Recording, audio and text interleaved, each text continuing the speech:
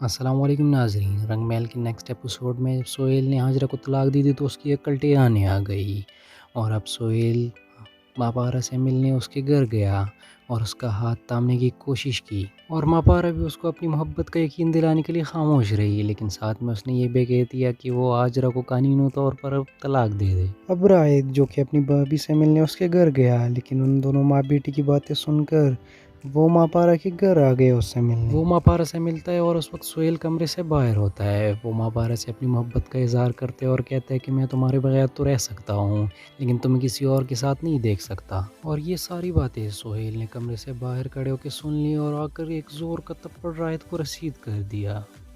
और फिर राहिद ने चिल्लाकर बताने की कोशिश की कि ये लड़की आपको धोखा दे रही है। राहिद ने एक बार फिर मापारा के दामन पर कीचड़ उछाला। तुम्हारे बगैर मैं जी तो सकता हूँ, लेकिन अगर मैं तुम्हें किसी और के साथ देखूंगा ना तो मर जाऊंगा। ये लड़की बेवकूफ बना रही है आपको।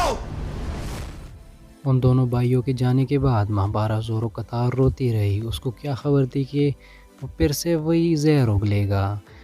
दूसरी तरफ जब राहिद की अम्मी को पता चलता है कि मापारा सोहेल से शादी करने वाली है तो वो उससे मिलने आती है और वो मापारा के सारे दुख ख़त्म करने का दावा करती है। मापारा भी कहती है कि मेरा सबसे बड़ा दुख राहिद आपका बेटा है, क्या आप अपने बेटे को ख़त्म कर सकती है?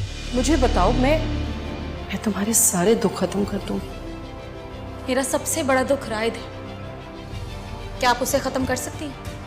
अब वो अपने बेटे के बारे में क्या जवाब दे सकती है, मगर हाँ व्यूअर्स, मापारा का सबसे बड़ा दुख ही राहिद है, लेकिन अब शैला मैडम उसका साथ ज़रूर देने की कोशिश करेगी और ड्रामे के आखिर में मापारा की शादी सालार से ही होगी। लेकिन असल ट्विस्ट तो तब आएगा जब सोहेल अपने हाथों से अपने भाई राहिद को नुकसान पहुंचाएगा। Subscribe for more drama promos. Thank you.